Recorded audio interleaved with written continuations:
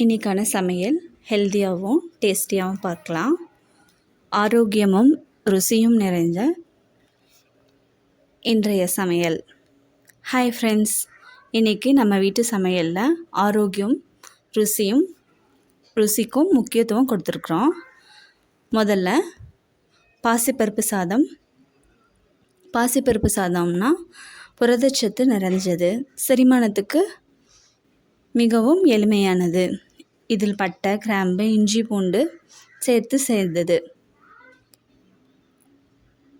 இது வயிற்றுக்கு இதமாக இருக்கும், செரிமானத்திற்கு மிகவும் எளிமையானது. வாங்க எப்படி செய்யலான்னு பார்ப்போம். ஒரு பாத்திரத்தில் எண்ணெய் போட்டுட்டு பட்டை, கிராம்பு போட்டுக்கலாம். அது கூட வெங்காயத்தை கொஞ்சம் சேர்த்திக்கலாம்.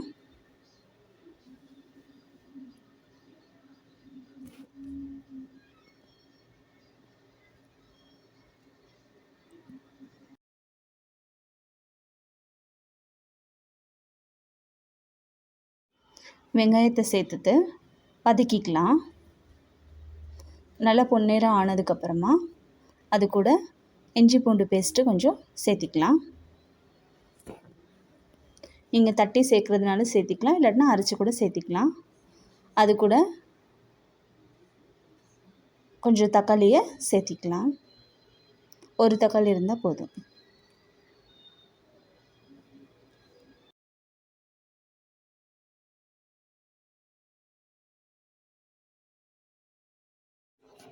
அது கூட கொஞ்சம் மஞ்சள்தூள் சேர்த்துட்டு நல்லா வெந்திருக்குல மசிகிற வரைக்கும் வெயிட் பண்ணலாம்.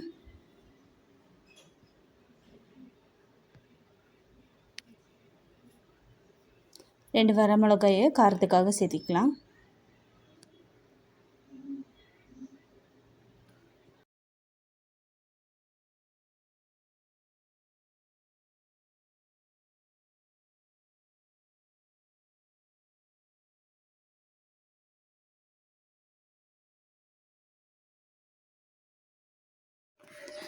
நல்லா வதங்கினதுக்கப்புறமா எண்ணெய்லாம் லைட்டாக பிரிஞ்சு வந்துடும்.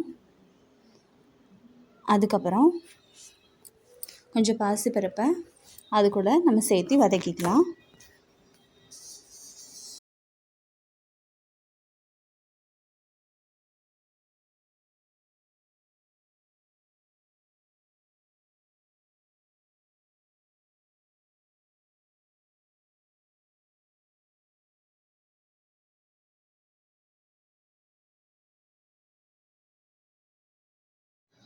இந்த அளவுக்கு வதங்கினதுக்கப்புறமா இது கூட நம்ம உப்பு சேர்த்துட்டு தண்ணி ஊற்றிக்கலாம்.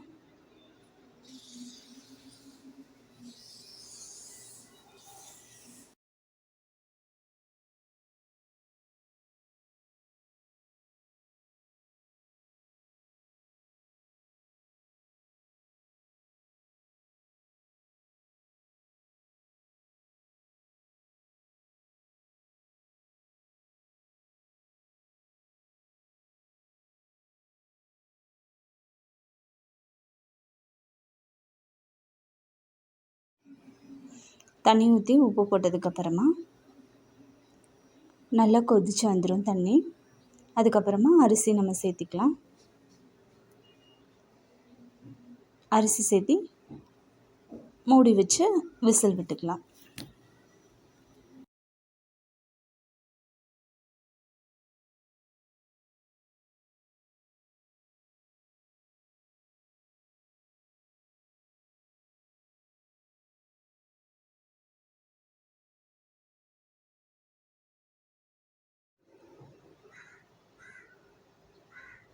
அதுக்கப்புறமா விசில் வந்து முடிச்சது, ஸ்டீம் இறங்கினதுக்கப்புறமா சாப்பாடை கொஞ்சம் கிளறி விட்டுக்கலாம். அவ்வளோதான், சாப்பாடு ரெடி ஆகிடுச்சு. அடுத்தது நம்ம சோயா பீன்ஸ் கிரேவியை பார்ப்போம். இது வெஜ் லவர்ஸ்க்கு ரொம்ப பிடிச்சது. இதில் வந்து புரதச்சத்து, இரும்புச்சத்து எல்லாம் இருக்குது. இது குழந்தைங்களுக்கும் பெரியவங்களுக்கும் ரொம்ப பிடிச்ச டிஷ் அண்ட் ரெசிபி. வாங்க எப்படி செய்யலாம் நம்ம பார்ப்போம். ஒரு பாத்திரம் வச்சு அதில் தண்ணி ஊற்றி சின்ன சோயா பீன்ஸை வந்து இருக்குல்ல நம்ம வாஷ் பண்ணிவிட்டு அதில் நம்ம சேர்த்திக்கலாம். நல்லா கொதிக்கட்டும்.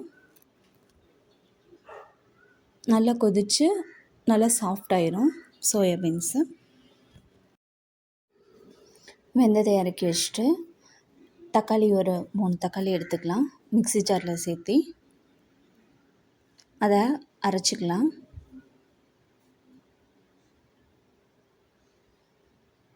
ரெண்டாக கட் பண்ணி போட்டுக்கலாம்.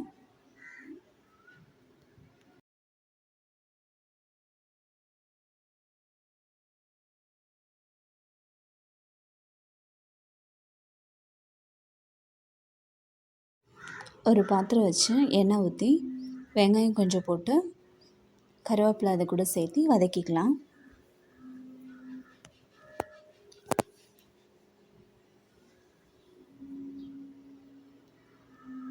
வதங்கினதுமே கொஞ்சம் மல்லிப்பொடி,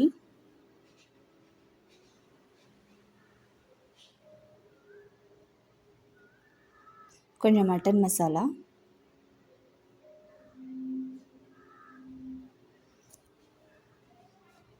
மிளகாத்தூள் கொஞ்சம்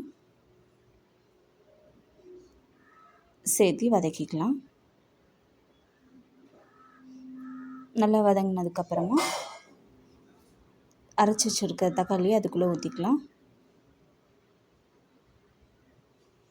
நல்லா கொதித்து எண்ணெய் பிரிஞ்சு வர வரைக்கும் நம்ம வெயிட் பண்ணலாம்.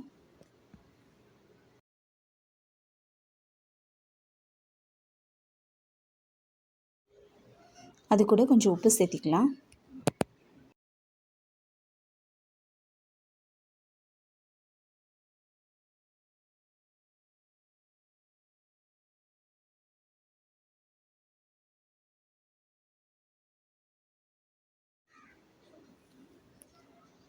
எண்ணெய் பிரிஞ்சு வர ஸ்டார்ட் ஆகிடுச்சு. ஒரு 2 மினிட்ஸ் வந்து வெயிட் பண்ணலாம்.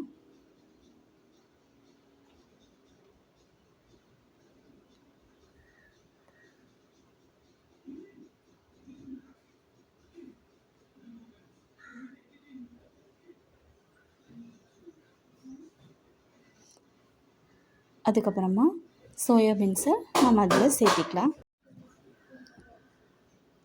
சோயா பீன்ஸை சேர்த்து நல்லா வதக்கி விட்டுக்கலாம். மசாலாவும் சோயா பீன்ஸும் நல்லா வந்து இருக்குல்ல சேரட்டும். கொஞ்சம் தண்ணி இருக்கிறதும் கொஞ்சம் வற்றட்டும். வற்றினதுக்கப்புறமா பார்க்கலாம். இன்றைக்கி பருப்பு சாதத்தோட மென்மையும் சோயா பீன்ஸோட காரமும் சேரும்போது ஒரு பர்ஃபெக்ட் பேலன்ஸ் கிடைக்கும். இதை சாப்பிடும்போது மனசுக்கு நிம்மதியும் உடம்புக்கு சக்தியும் கிடைக்கும். உணவே மருந்து. எல்லோரும் சாப்பிட்டு ஆரோக்கியமாக வாழ்வோம். நன்றி.